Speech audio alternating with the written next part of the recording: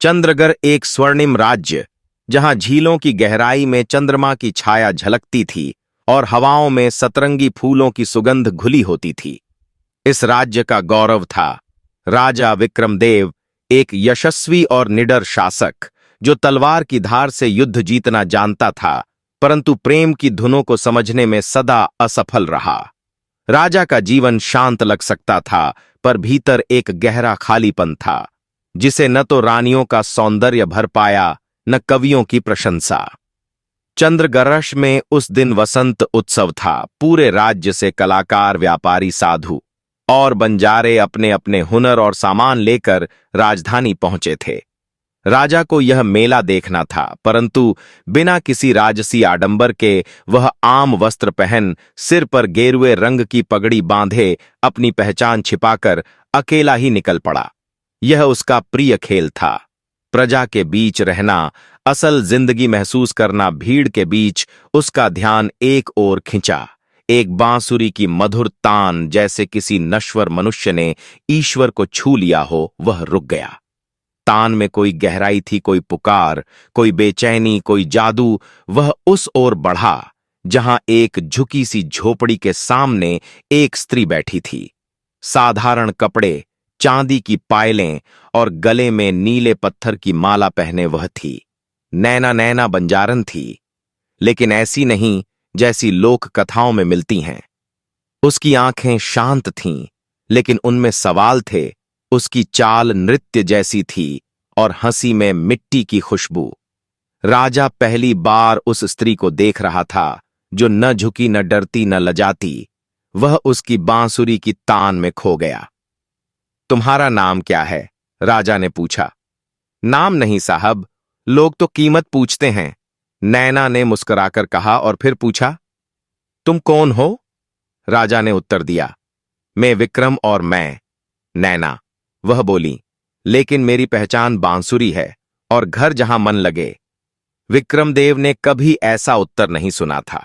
स्त्रियां उसे देखकर झुकती थीं, डरती थीं, पर यह बंजारन जैसे उसके मन की चादर उलट रही थी। मैं चाहता हूं कि तुम मेरे साथ महल चलो, राजा ने कुछ क्षण बाद कहा। नैना ने बांसुरी को रोका। उसकी नजरें उसकी आंखों में उतरीं, जैसे आत्मा की गहराई नाप रही हो। महल? तुम जानते हो मैं कौन हूं? नहीं, राजा ने झूठ बोला। नैना मुस्कुराई। झूठ मत बोलो, तुम्हारी चाल और तलवार के निशान बता देते हैं कि तुम कोई साधारण नहीं। लेकिन सुनो, मैं महलों में बसी गुलाम नहीं हूं। मैं प्रेम कर सकती हूं, लेकिन अपनी शर्तों पर। कैसी शर्तें? राजा ने पूछा। उसकी आंखें जल उठीं। अगर मैं तुम्हारे महल आऊं तो रानी कहलाने की इच्छा नहीं होगी। तुम्हारे पास रहूंगी, लेकिन अपने मन के पास भी। मुझे बांसुरी बजाने से कोई रोकेगा नहीं। कभी तुमसे कोई सवाल नहीं करूंगी, लेकिन झूठ बिल्कुल नहीं सहूंगी। मैं दासियों जैसी सेवा नहीं करूंगी, और न चाहूंगी कि तुम मुझे चांदी सोने से ढंको। मेरे पास आओ तो मेरे खाली हाथों से प्रेम करना सीखो। राजा स्तब्ध था। तुम यह शर्तें रख रही हो, मुझसे, राजा से नहीं? नैना बोली, इन शर्तों पर तो मैं खुद से भी प्रेम करती हूं। राजा लौटा। महल के गलियारों में अब भी रानियां थीं। कर्णप्रिय गीत थे और बीन बजाते गायक, लेकिन उसकी आत्मा जंगल में रह गई थी। रातों को वह चांद की ओर देखता, जैसे वह बांसुरी की तान वहां से गूंज रही हो। तीसरे दिन वह राजसी हाथी लेकर नैना के पास गया। अब छिपाव नहीं, मैं राजा विक्रमदेव हूं, और अब भी वही प्रस्ताव है। तुम मेरे साथ महल चलो, अपनी शर्तों पर। नैना कुछ क्षण शांत रही, फिर धीमे से बोली, तुमने शर्तों को अपना नहीं समझा, बल्कि स्वीकार किया। अब मैं तुम्हारे साथ चल सकती हूं, लेकिन याद रखना, मैं तुम्हारी छाया नहीं बनूंगी, तुम्हारे साथ एक आत्मा बनूंगी। नैना अब चंद्रगर महल में थी, लेकिन रानी के सिंहासन से दूर महल के उपवन के किनारे बनी एक छोटी कुटिया में रानियां चकित थीं। महल के लोग चुपचाप बातें करते। यह कौन है जो रानी नहीं, फिर भी राजा की आंखों में बसती है? वह राज दरबार नहीं आती थी, पर जब कभी बांसुरी बजती, पूरी सभा शांत हो जाती। राजा कभी कभी उसकी कुटिया में बैठता, उसकी बातें सुनता और खुद को पाता। प्रेम अब गुलाबों का नहीं, आत्मा का हो गया था। बंजारन नैना अपनी शर्तों पर महल में आई थी। राजा विक्रमदेव के प्रेम की छाया बनकर नहीं, उसकी आत्मा के समक्ष आत्मा बनकर। पर प्रेम जितना निष्कलंक होता है, उतना ही राज्य की राजनीति उससे डरती है। अब महल की दीवारें फुसफुसा रही थीं। नैना की कुटिया महल के मुख्य भवन से थोड़ी दूर उद्यान के बीचों बीच बनी थी।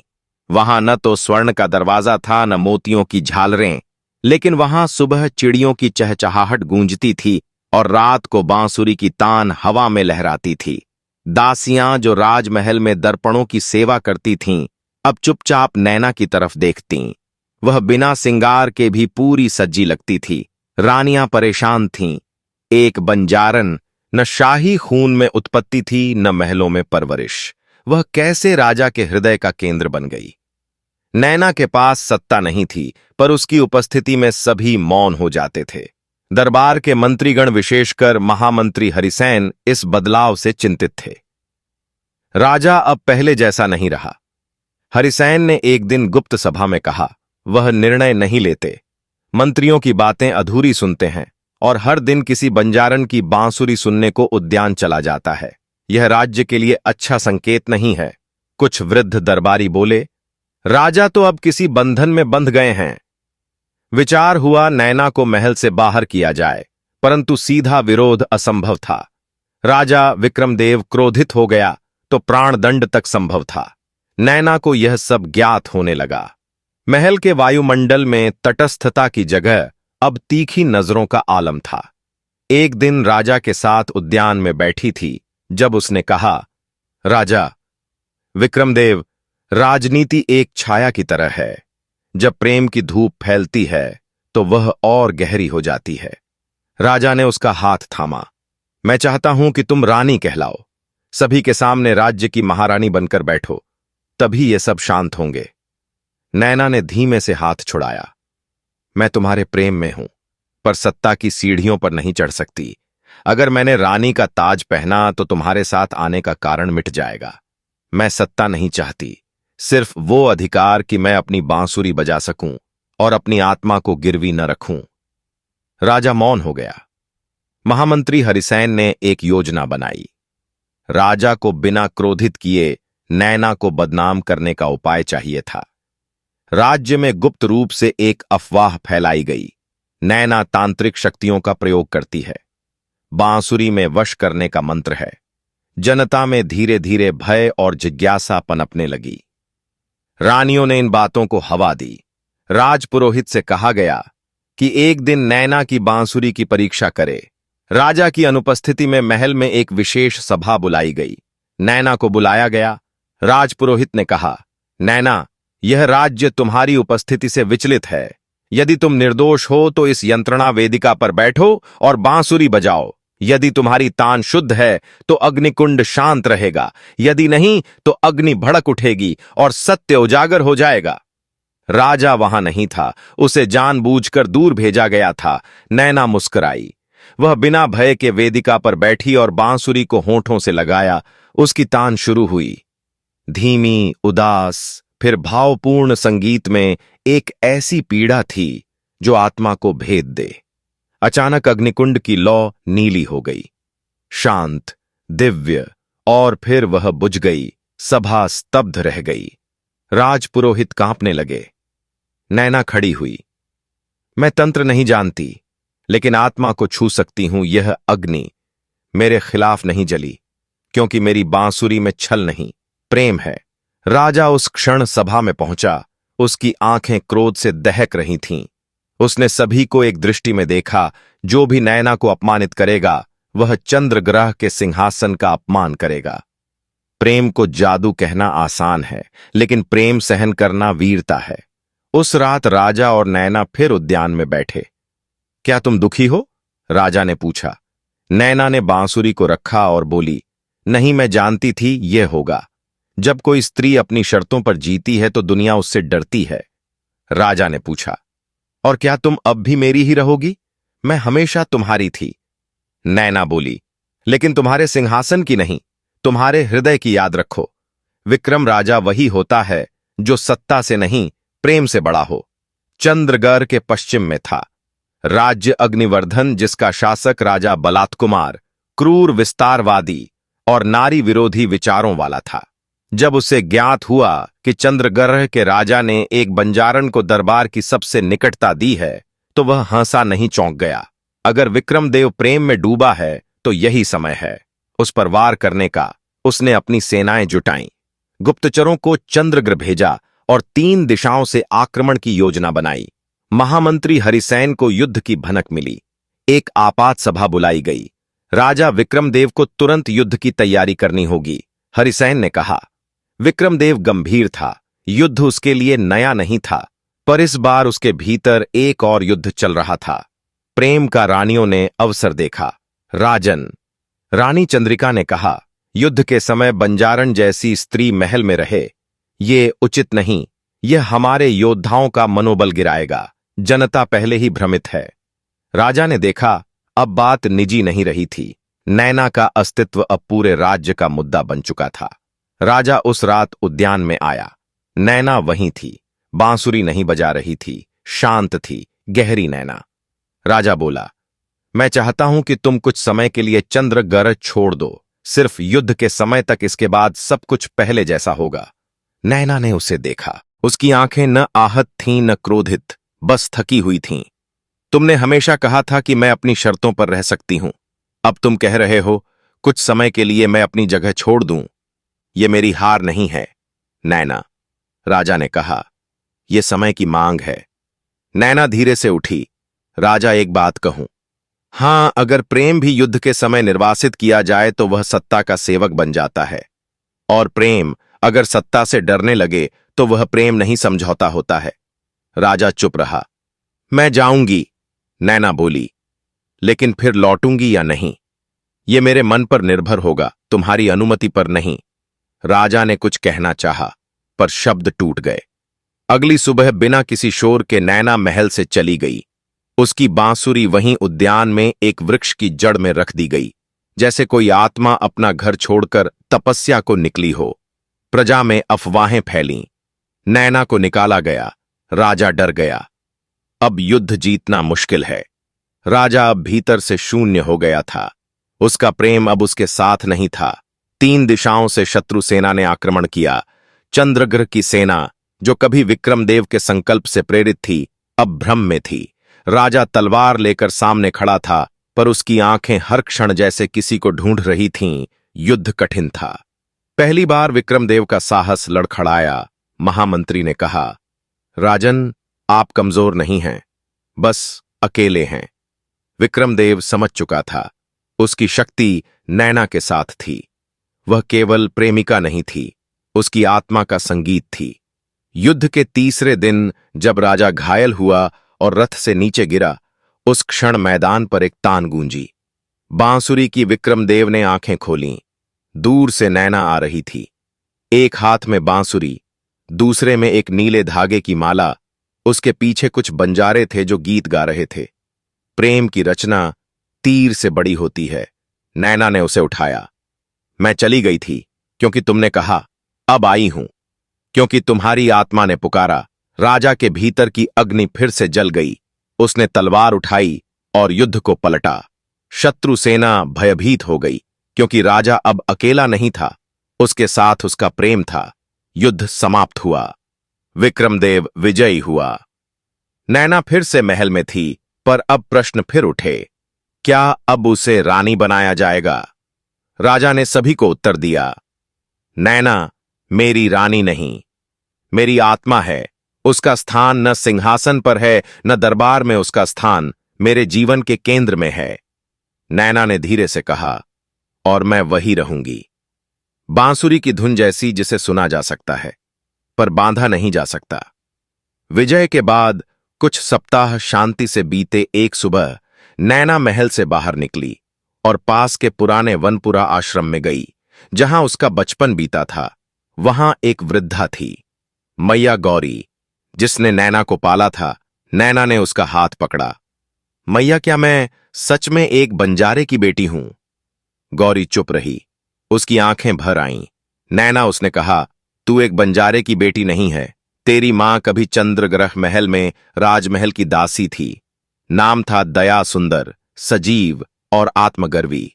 तो वह महल क्यों छोड़ गईं? नैना कांप गई। गौरी ने आकाश की ओर देखा, क्योंकि वहां उसकी आत्मा को बेचा जा रहा था। 20 वर्ष पहले राजा विक्रमदेव का पिता राजा महेंद्र देव एक सख्त अहंकारी और स्त्री विरोधी शासक था। एक दिन उसकी नजर दया पर पड़ी। उसने उसे रानी बनाने का वादा किया, पर जब दया ने इनकार किया और कहा, मैं रानी नहीं बस सेवा करना चाहती हूं, तो उसे रातों रात महल से निकाल दिया गया। दया तब गर्भवती थी। गौरी ने कहा, वह जंगल में आई टूटी, थकी। तुझमें उसने फिर से जीना सीखा। तू उसकी शक्ति थी नैना, तू उस अन्याय का उत्तर है। नैना के सामने अब दो छवियां थीं, एक वह जिसमें वह विक्रम से प्रेम करती थी, दूसरी वह जिसमें उसी राज्य ने उसकी मां को तोड़ा था। वापस महल लौटते समय नैना का मन जल रहा था।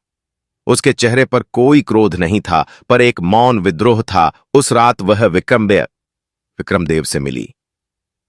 विक्रम, क्या तुम जानते हो कि चंद्रग्रहण ने मेरी मां के साथ क्या किया? राजा चौंका। तुम्हारी मां?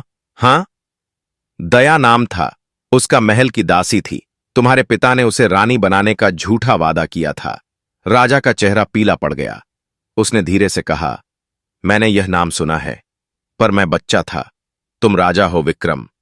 तुम्हारा राज्य मेरे लिए प्रेम का मंदिर नहीं, मेरी मां का पराजय स्थल है। राजा मौन रहा। नैना ने घोषणा की, यदि इस राज्य को मेरी आत्मा चाहिए, तो उसे मेरी मां के अपमान का प्रायश्चित करना होगा। राजा ने उसी क्षण सभा बुलवाई। महामंत्री, पुरोहित और रानियां सभी बुलाए गए। राजा विक्रमदेव ने सबके सामने कहा, हमने एक स्त्री के साथ अन्याय किया। उसने प्रेम ठुकराया तो उसे राज्य से निकाल दिया गया। वह मेरी प्रेमिका की मां थी और अब वह राज्य की मां है। इसलिए आज से चंद्रग्रहण में हर वर्ष दया पर्व मनाया जाएगा। स्त्री की गरिमा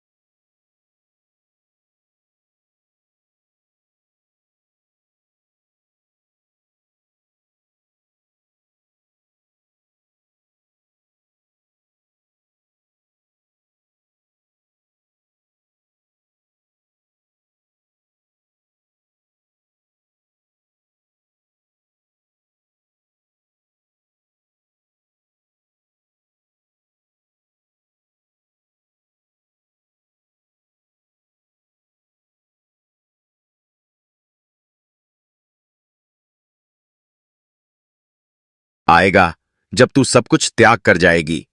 सभा सिहर उठी। नैना ने दृढ़ स्वर में कहा, जो भी होगा मैं उससे डरती नहीं, पर यह बताओ राज्य पर कौन सी छाया आने वाली है। साधु ने उत्तर दिया, भस्मगिरी से एक विषपुत्र आ रहा है जो सत्ता को भ्रम से ढक देगा। केवल तू उसे रोक सकती है। भस्मगिरी चंद्रगर्ह राज्य से दूर एक पर्वत श्रेणी थी जहां पुरानी मान्यता के अनुसार एक तांत्रिक समाज छिपकर जीता था। वे लोग कला में निपुण थे, पर सत्ता से विमुख साधु ने बताया कि वहां का प्रमुख अग्निमूल एक बार महल से निष्कासित हुआ।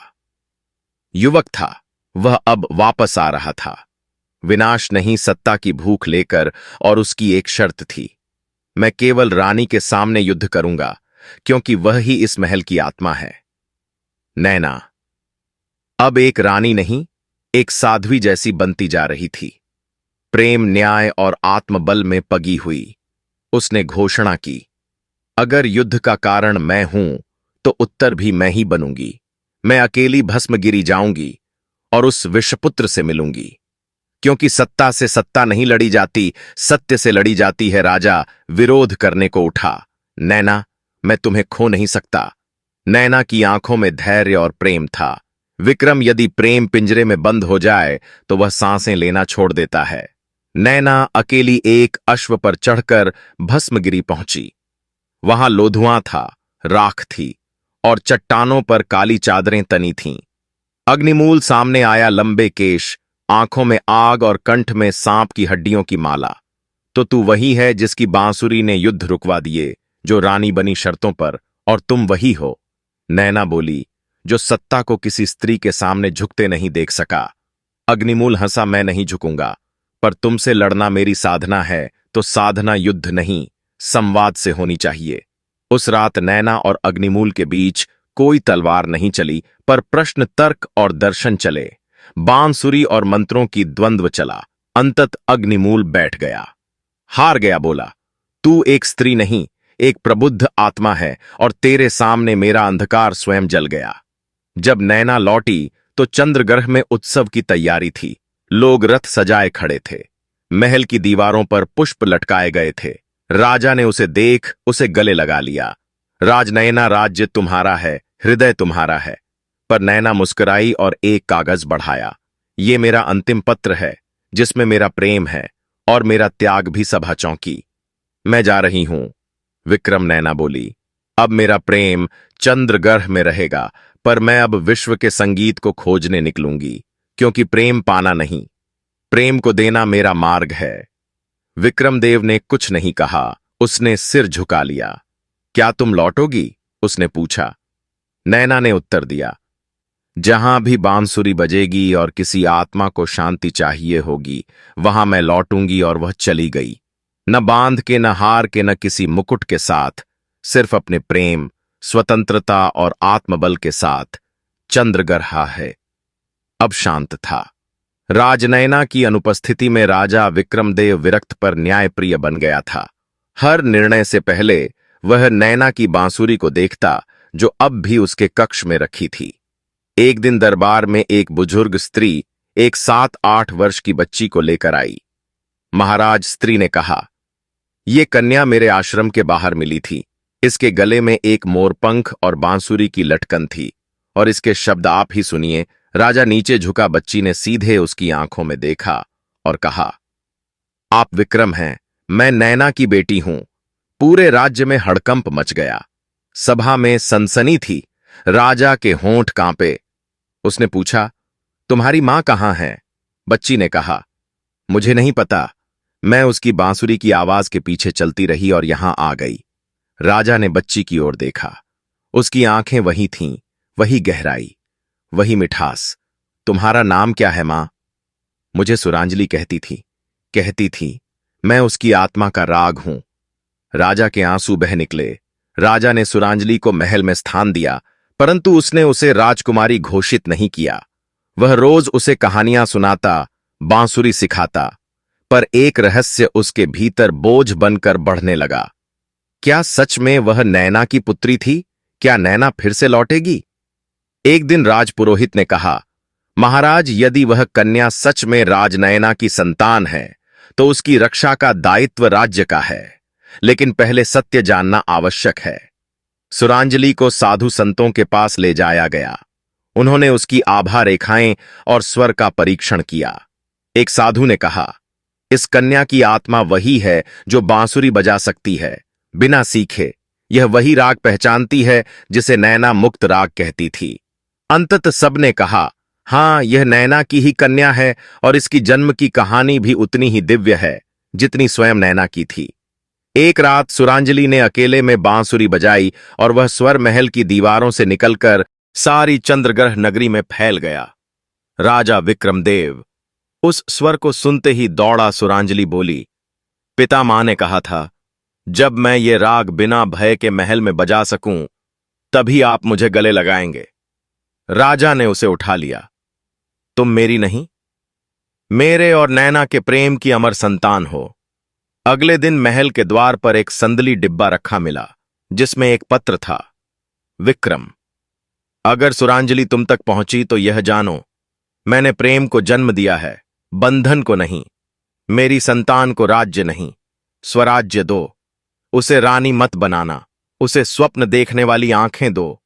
और जब कभी कोई बांसुरी एक अनजानी रात में बजे, समझ लेना मैं तुम्हारे बहुत पास हूं। नैना सुरांजलि अब महल में पल रही थी, पर परियों की कहानियों से नहीं। नैना की शिक्षाओं से राजा ने उसके लिए गद्दी नहीं, गुरुकुल बनवाया, जहां कन्याओं को संगीत, न्याय और आत्मबल सिखाया जाने लगा। राज्य अब भी प्रेम करता था, पर अब वह प्रेम किसी एक रानी का नहीं था। अब वह प्रेम हर उस स्त्री के लिए था जो अपने शर्तों पर जीना चाहती है। समय बीतता गया। सुरांजलि अब बालिका नहीं रही। वह एक तेजस्विनी युवती बन चुकी थी, जिसने अपने भीतर न केवल नैना की बांसुरी बल्कि राजा विक्रम का न्याय और करुणा भी समाहित कर लिया था। उसके कदमों में राजमहल की गूंज नहीं थी, पर उसकी उपस्थिति में लोगों के मन झुक जाते थे। वह रानियों जैसी नहीं, गुरु माताओं जैसी लगती थी। एक दिन वह राजा से बोली, पिता, अब समय आ गया है जब मैं चंद्रग्रह छोड़कर एक नई चिंगारी जलाऊं। विक्रम चौंक गया। क्या तुम भी नैना की तरह? सुरांजलि मुस्कुराई। नैना मेरी मां थी, मैं उसकी छाया नहीं, उसके स्वप्न की अगली कड़ी हूं। सुरांजलि उत्तर की सीमा की ओर बढ़ी, जहां काले जंगलों, टूटे गांवों और पराजित जनों की दुनिया थी। वहां कोई राजा नहीं था, कोई देवता नहीं था, केवल भय और भूख थी। उसने वहां एक आश्रम नहीं, एक नया नगर बसाया। नैना ग्राम। वहां कोई मुकुट नहीं पहनता था, वहां हर कन्या को न्याय सिखाया जाता था, हर बालक को संवेदना और हर स्त्री को अपनी पहचान। वहां की दीवारों पर लिखा गया, यह राज्य नहीं, विचार है। यह महल नहीं, मन है। यह प्रेम है जो बांधता नहीं, आजाद करता है। वृद्ध होते विक्रमदेव ने एक दिन अपनी बांसुरी निकाली और अपने कमरे में बैठकर एक पत्र लिखा। सुरांजलि को, बेटी, मैं राजा नहीं रहा। अब मैं केवल तुम्हारी मां के प्रेम का एक छाया हूं। मैंने राज चलाया, तुमने विचार जगाया। नैना जब गई थी तो मेरे भीतर केवल शून्य था। अब तुम्हारे साथ वह शून्य भी गूंज बन गया है। एक दिन जब तुम मेरी चिता के पास खड़ी होगी तो आंसू नहीं, एक राग बजाना। तुम्हारा पिता विक्रम। और वही हुआ। जब राजा विक्रम की मृत्यु हुई तो कोई शोक नहीं हुआ, केवल एक बांसुरी बजी। सुरांजलि के होठों से वही राग जो नैना ने पहली बार महल में सुनाया था। सालों बाद एक यात्री नैना ग्राम आया। वहां की स्त्रियां आत्मनिर्भर थीं, पुरोहित प्रेम से गीत गाते थे और राजा की कोई आवश्यकता नहीं थी। यात्री ने पूछा, यहां कोई रानी नहीं? एक कन्या ने उत्तर दिया, यहां हर स्त्री अपनी रानी है, शर्तों पर नहीं। अधिकार पर। एक पहाड़ी पर एक वृक्ष के नीचे एक वृद्धा बैठी थी। उसके हाथ में बांसुरी थी। एक छोटी लड़की उसके पास आई। क्या आप राजनयना हैं? वृद्धा मुस्कुराई। नहीं, मैं तो उसकी एक धुन हूं। अब वह कहीं नहीं है और हर जगह भी है। लड़की बोली, क्या वह लौटेगी? उत्तर आया, जब भी कोई प्रेम अपनी शर्तों पर जिएगा, जब भी कोई स्त्री बांसुरी की आवाज को खुद में खोजेगी, वहां नैना होगी। शर्तों पर बसी प्रेमिका अब एक कहानी